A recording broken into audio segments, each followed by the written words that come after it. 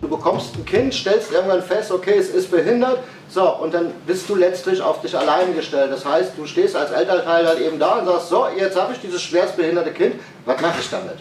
Und du hast niemanden, der wirklich auf deiner Seite steht und dir sagt, okay, pass auf, da gibt es Hilfsmittel, da gibt es Anträge, die du ausfüllen kannst, wo du Hilfe kriegen kannst, da gibt es finanzielle Unterstützung, die du dir holen kannst, die du bekommen kannst, die dir zusteht. Das wissen die Leute, das ist das eine, was es einfach schwierig macht, weil das baut ja auch Druck auf. Ne? Also in diesem Fall baut es Druck auf bei den Eltern, was aber dann dazu führt, dass die Eltern, wie das eben halt im normalen Leben, sage ich jetzt mal auch so ist, die eine Seite hat Druck und lässt es aus an der anderen Seite, meistens unabsichtlich, aber es passiert. Ne? Und dann hat man ganz schnell einfach Stress. Zu was führt es?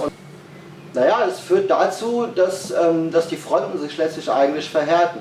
Also dass der Betroffene an sich, der traut sich irgendwann nicht mehr zu sagen, das will ich, weil er einfach denkt, ich werde nicht verstanden, es ist anstrengend, man kommt ganz oft an seine Grenzen, man geht über seine Grenzen stellenweise.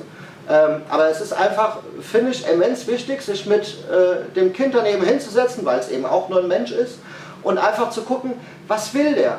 Und auch darauf zu reagieren, nicht einfach zu sagen, nee, geht nicht, weil das ist das, was meistens passiert. Man sitzt da und sagt, nee, das geht nicht. Im Kopf geht dann ab, oh, das bedeutet wieder, das muss ich machen, da Arbeit, notfalls noch Geld bezahlen. Nee, will ich nicht, ist zu anstrengend. Sage ich einfach, geht nicht, ist der einfachste Weg, wird schon funktionieren.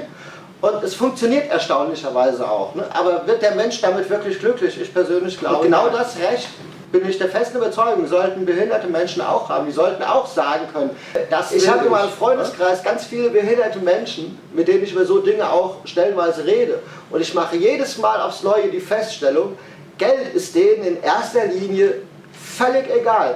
Denen ist es wichtig, glücklich zu sein. Mal auszubrechen aus diesem goldenen Käfig, mal rauskommen zu können. Mal nicht in Watte gepackt werden, auch mal machen dürfen, auch mal einen Fehler machen zu können. Ne? Das ist für die echt total wichtig.